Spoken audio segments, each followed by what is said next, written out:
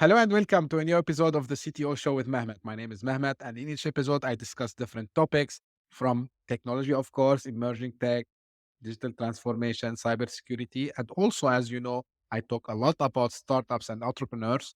And recently, I'm trying to get the best guests to talk about each aspect of a startup and entrepreneurship in general. And today, I'm very pleased to cover a topic that we didn't bring it before, which is marketing. And this is why I have today with me Anne. Anne, thank you very much for joining me today on the show. Can you just tell us a little bit about more yourself, what you do, and what are your areas of expertise?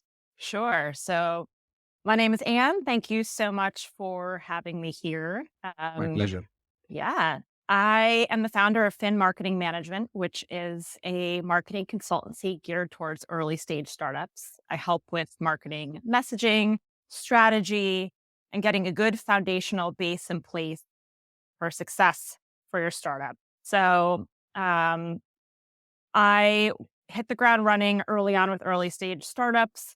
I like to dive deep into messaging first because for me, that is the actual base of all of the marketing activities you will do from there on. You can have the best email campaign or the best paid strategy, and if the messaging is flat or geared towards the wrong audience, it's not going to be successful. So messaging strategy are my sweet spots for sure. That's great to have you on the show today. And let's just start and dig into this topic. So I get to know that you have, you know, work in the corporate sector, and then you have now your own Yep. agency, and you work with early stage startups.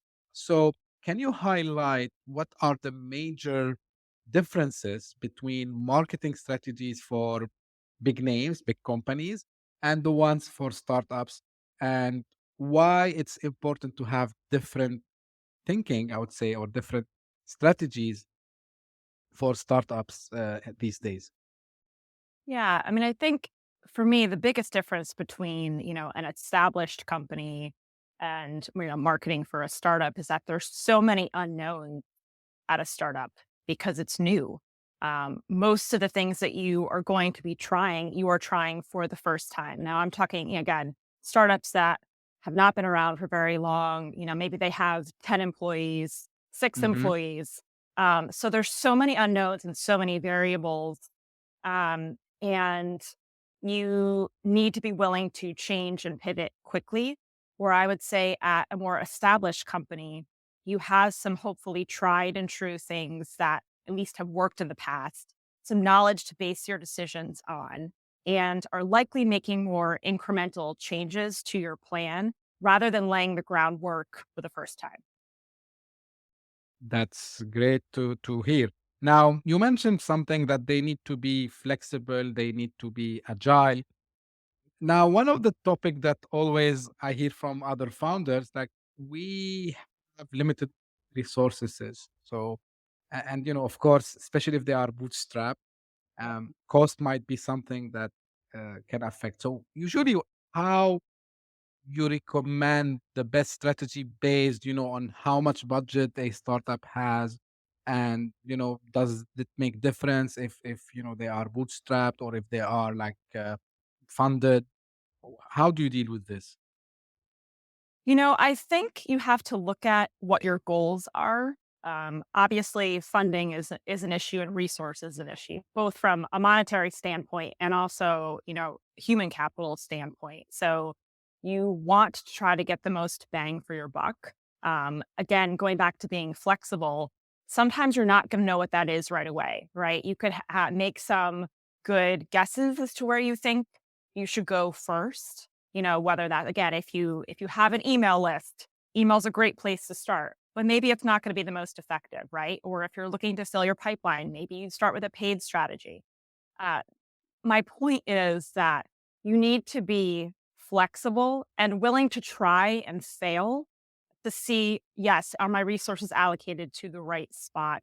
Are we seeing return on what we're spending? And is there still room left over to try and to try new things? I think one of the interesting things about, you know, being a head of marketing or a first hire at an early stage startup is that you're going to wear a lot of hats. Hmm. And, one of the things that I learned with that is, there's really nothing outside the realm of your job at that point. So you need to focus on what are the things that you're good at and where your expertise can be most effective. And then rely a lot on contract help, fractional help where you can. Again, that's another great way to kind of get the most bang for your buck early on, where you really likely can't hire more full-time help where you have to pay for benefits, et cetera. So, yeah, flexibility is key. That's great insight. Now, you mentioned multiple times, about the, I would say, strategies. One of them is email content. What do you see the most? And here, like, let's focus a little bit on tech startups mainly, like Okay. to be more specific. What have you seen? Majority of the time, it's, yeah, like, of course, there is no one formula that would work with every startup. But Right. what would be, usually from your experience, the first thing that it should be tried, usually with tech startup, the first strategy? Is it content? Is it email? What could it be? Um, I have seen, and this also, I hate to say like it depends, but having a good paid strategy is a good way to start filling the pipeline up. Now, the story with paid though is that you are reeling in potential customers that have already decided to buy. So this can be tough with an early stage startup that doesn't have a lot of awareness. But it is a good way to start building your list of names that you can then potentially market to. So, you know, I love email. I love webinars. I definitely think content is important, and all of those are a really good place to start and need to happen in conjunction with a paid strategy. But those would be probably my go tos for an early stage company that doesn't have a lot of names that they can already market to. Flip side of that, let's say you already have some good loyal customers, right? Mhm. And you're having some good early success. Maybe it's even only a handful of customers. Skipping paid here, case studies, stories, testimonials. So, really nice, inexpensive way to start showing some credibility, showing that you have a real product, a real viable solution that can help spread the word organically. So, I will never say there's only one channel you need because you need many. But that would be sort of my answer there, depending on what your scenario is. That's great. Uh, and like also, I hear a lot this. Okay, the company might have a very good product, an excellent product, but you know they show it in a very complex way, Mm. and customers they cannot understand it. Like, what Yeah. advices you can give here to startup founders, and if they have a marketing agency working with, or whether they are doing it themselves, what kind of, I would say, main points you would focus on to make that messaging much simpler? Yeah, that's a great question. You have to talk to your customers, have to, or prospects, right? If you are doing a demo of your product and people are not understanding what it does, why it's doing what it does, how it helps them, definite red flags. So, my recommendation would be whether you're working with an agency or not, customer interviews, prospect interviews. Have them go through and say, where are you getting stuck? Why doesn't it make sense to you? What pieces don't feel right? Um, a lot of times a founder can come up with an amazing idea and it's a great product. But to your point, the messaging is coming across very technical or it's coming across confusing because that that's the language that they understand. It's the language that they work with, but it may not be the language that the end user needs to hear. So having those conversations and digging into the pain points of those potential customers or current customers is key here to making sure that there's a good connection between the two. That's great. Now, I want to ask you, just as your opinion. Um, and this is happening across, I would say, startups and even established companies. We see that from marketing perspective, they try to jump on a bandwagon, right? So let's say AI. So they just put too much AI. I've seen this also, like they put too much. I don't know, like if it's related to security, they just also jump on a hype and they try to show the product. From your opinion, like, is this strategy something healthy on the long run? Good question. I have mixed feelings there, right?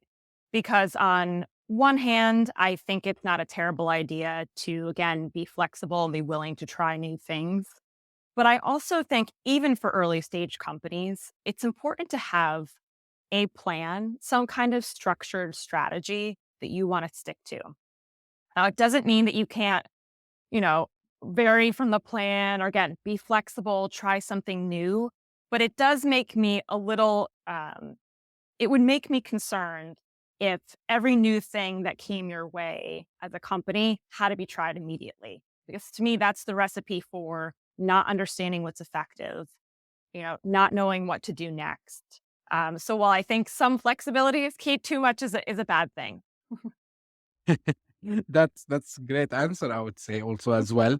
Um, Now again, because we are focusing on startups. Now everyone has, I would say, his or her saying, what should we prioritize first? So some people they say we should prioritize the product first. Some people they say let's prioritize the sales first.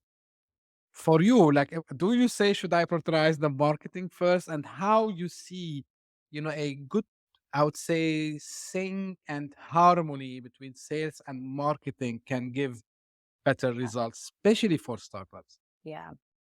I mean, honestly, the first goal is to get customers. So, whatever stage the product is in, you need to get it in front of people. So whether it's, your neighbor next door, something to start getting some feedback and to get the word out. I mean, this is very early days. Making sure you have some product market fit it's really first. And you do that through customers. For me as a marketer, the next phase of that would be the messaging, right? If you have a product, you have some loyal customers or some customers, it's really time to think about what problem are we trying to solve with this product and how do we get that word out effectively to let them know that, we have a solution for you. Um, so that is why, for me, the messaging piece is is needs to happen pretty early on. Um, Now, you asked an interesting question here about the harmony between sales and marketing. For sure, this is I feel like can sometimes and is probably mentioned multiple places where there can be friction Yeah. between sales and marketing, and I get it. I felt it myself, and it can be an issue, right? I think a lot of times sales feels like marketing is out of touch, doesn't go fast enough, wants to create pretty things, and marketing gets very attached to their content and wants to focus too much on message and doesn't really understand what the problems are. I mean, we could go on and on here. The reality is that those two camps need to work together and come to some kind of compromise as to who's going to be accountable for what. I think it's interesting, especially again. I mean, obviously, I'm talking about early stage startups here, but you Hmm. have two things that need to be accomplished with marketing. You kind of have this internal sales support, and then you have the external promotion of the product. And that can be a tough battle to figure out how much time needs to get spent on both because your sales team is going to need case studies, collateral, webinars set up. I mean, they're going to need things that are going to help them sell, and they need those things, right? For sure. Yeah. But the Yeah. product needs to be promoted too. So you can't ignore your social media, your paid, your email. Those things have to happen Hmm. as well. So um, I think for me, where I've seen sales and marketing work most effectively is when there's just really good, honest communication. And that's not always fun, comfortable conversation, but like what's happening? What's a priority? What do we need to triage so that everyone is getting what they need. Marketing is hitting their goals, sales are hitting their goals, and we're working in unison. That's great insight. So continuing on this, like, what are the main misconceptions that you have seen founders they have about marketing, and what you advise fellow startup founders to avoid? Well, um, one of the things, there's a couple things. One is actually kind of a vernacular or what different pieces of marketing actually do. I'll Mhm. get often see a lot of founders be confused about the difference between paid search and SEO. So not the same things, right? So there Right. can just be having a conversation about tactics can sometimes get confusing with founders because quite frankly, it's not necessarily their job to know what all the different tactics do. It as a marketer, it's your job to make sure you are explaining the strategy and the rationale behind the strategy. But that can be a point of friction for sure if they don't understand exactly what's happening and they want to know. I think the other thing is that there can be a misconception that marketing is sort of a miracle for the business. And it's not. Um, yes, marketing can do amazing things, but if there is not a good product, if internal systems are not in place to help support the business as a whole, marketing can only bring it so far. So I think that's another kind of common misconception that it does not fix all the problems of the business. It can help with a lot, but it doesn't solve all of them. Yeah, great insight also. Now, you mentioned a couple of, I would say, methodologies or strategies. So, um, social media, right? Um, what is your take on it? Because I speak to some founders sometimes, and they are very cold for it. They said, no. Some of them they said, so is it like depends on? And when I say social media, of course, like it would depend if it's a B2B product or B2C product, right? So, like again, here, what's usually the successful, I would say, strategies that you see uh, goes well when it comes to social media? I think so. You already nailed part one of this, which is it a B2B company or B2C? Because Mm, for sure, I've seen very different results depending on, whether or not it's we're, marketing to other companies. yeah. Um, I think that organic social definitely has an important place in this world, right? I'm thinking about, I have one client in mind right now where um, LinkedIn in particular, we've seen a massive increase in engagement, Mhm. comments, followers. And the interesting piece about that for me is it's very likely that LinkedIn there is great for investors and for to make sure investors can see what's happening with your company. So if you're looking for more funding down the line, that's just a great place to kind of keep the ball rolling and like, hey, here's what we're doing, here's where we are, here's what's going on. So I'm not necessarily looking to generate leads there. In fact, very rarely am I looking to generate leads through an organic social strategy for B2B. It is really more about awareness and engagement and showing some authority. We talked, a bit ago about, where can we start? And you mentioned Yep. content and, thought leadership and founder brand strategy is actually very big and important right now. So social media can be a really great platform to highlight some of that and show that thought leadership for your company, for your founder brand, whichever. On the B2C side, you have just a lot more flexibility to it- there I would be looking for some lead gen, right? And, run contests, have more fun. To me, it's a Yeah. very different vibe than it is when you're doing B2B um, social. But I do think it has its place and I don't think it can be ignored. I also think you need to manage your expectations and the founder's expectations about what is going to be produced through social.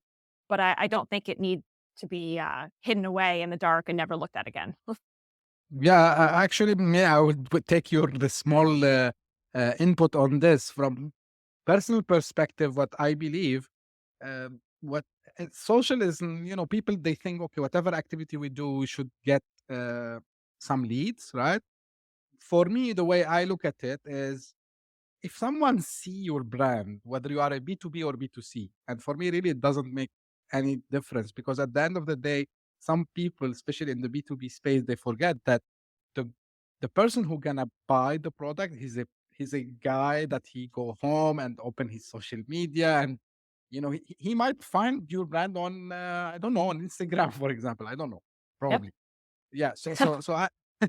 So I I believe in this, and I'm doing it even now with my own business as well. So although like I target B2B, I don't do B2C. But what I do, I said, okay, maybe someone, he would see my brand, he would remember, oh, I've seen this before. Like I encountered this before. So very good insight.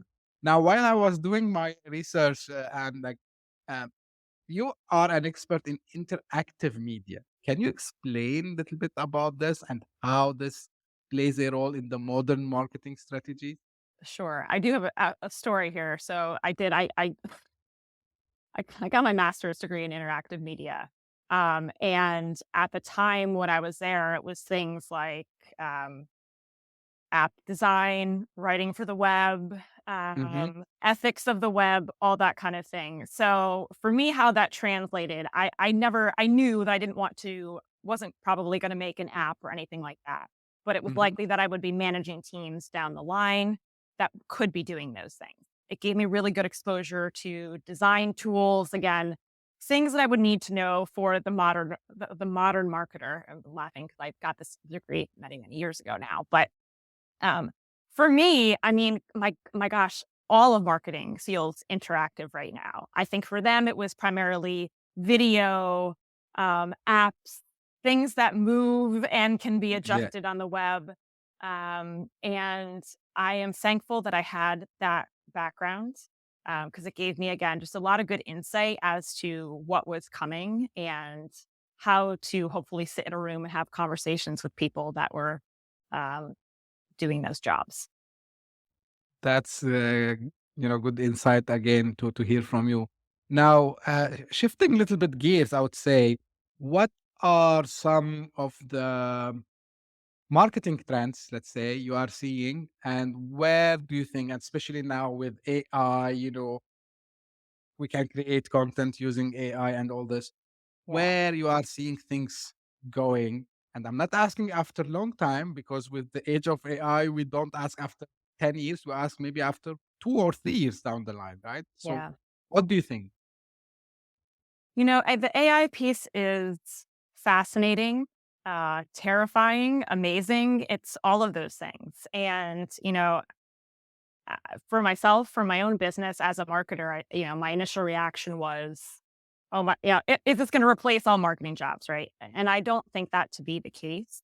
Hmm. I see marketing as a tool because the way that I've used it now, um, it does not replace the thinking that's happening in my head. It doesn't replace the conversations that I have with clients, with colleagues.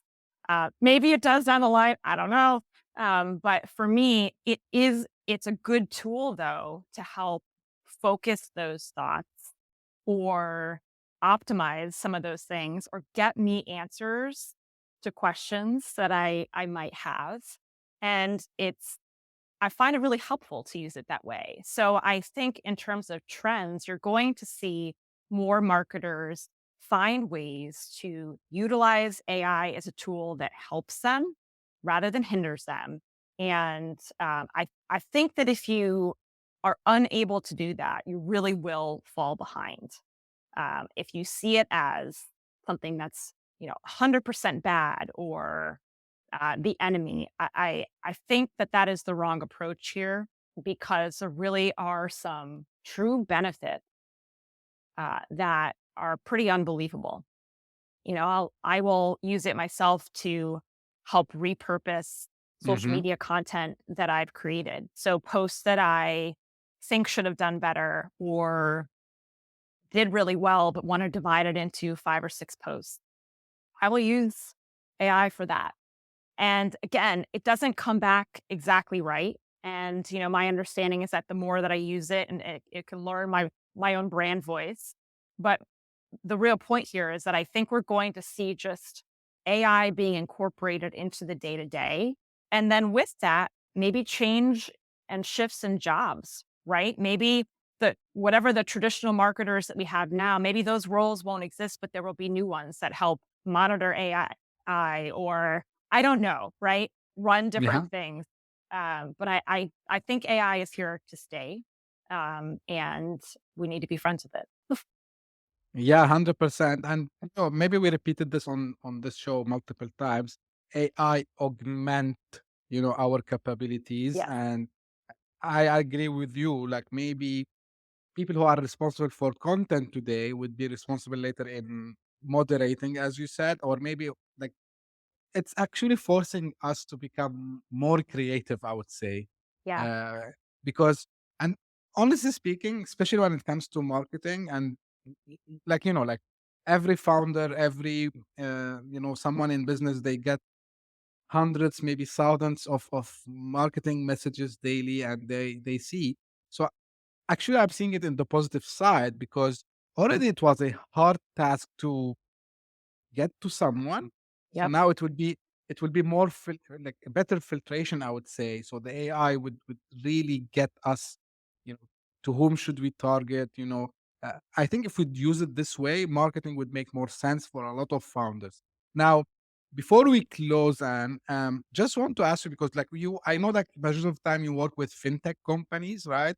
Yep. Majority of the time, but like, of course, you have exposure to see a lot of other I would say, trends in the market. So, what are the hot things you are seeing currently, other than AI, of course? Yep. I mean, obviously, video and podcasts are still huge. And being able to chop those videos down into small pieces, digestible pieces, that's not going anywhere. People like to digest their content that way. So to me, that's not necessarily a new trend, but I don't think that it's going anywhere. Hmm. So making sure that you are able to incorporate some tiny bits of video, podcasting, any kind of content that can be consumed that way into your strategy is going to be huge for sure. Good to know. I have a final question I'm now making as a tradition. What is the question you wish that I asked you? And you can answer that question. Ooh. Um, let's see here. How did I get my start in marketing? I was trying to ask it, Sure. but Okay. I thought, Okay. yeah, please, yeah, tell us. How did you start with marketing? I actually started in market research. And I Hmm. worked for a large global market research company. And I loved it. I have a curious brain. And so, kind of being behind the scenes and learning about consumer insights and seeing how consumers responded to advertising or certain brands was fascinating to me. And that sort of just trickled into eventually, it took about, I was there for almost 9 years, I believe. And it made me want to change over to the other side where I got to actually promote these brands. But it gave me a really interesting background as I started, marketing for companies and marketing for clients, just to think like in the back of my mind all the time was like, how do people respond? Why do they do the things that they do? And to keep that in mind as I build my own campaign. So that's how I got started. That's a good story. And, it's really needs curiosity because you create something, I mean, a marketing material, and you don't know how people would react to it. So yeah, it's Right. like exciting. It's an exciting one. Yeah. Great. Like, thank you very much, Anne. I think you provided a lot of good insights for startup founders and people in tech in general, also to understand more about, early stage marketing. What I would do also, if anyone want to reach out to you, so I will share your website also as well Beautiful. in the episode description, so they can, get in touch with you. This I Excellent. think I do all the time. And as we come close to the end, as usual, I repeat this. If you have any question, maybe to Anne, you can reach out to her, or you have a question to me. I'm always happy to answer you. You can reach out to me by email. I'm very active on LinkedIn and a little bit on Twitter. So keep in touch. If you are interested to be a guest, same as Anne today, don't hesitate also to reach out. We can discuss that. We can arrange for that. No issues at all. And if it's the first time you are watching us, don't forget to subscribe. And if you are listening on your favorite podcasting platform, same thing. Don't forget to subscribe to the podcast. We are trying to get the best content ever. And as usual, take care. And until we see you in the next time. Bye bye. Thank you.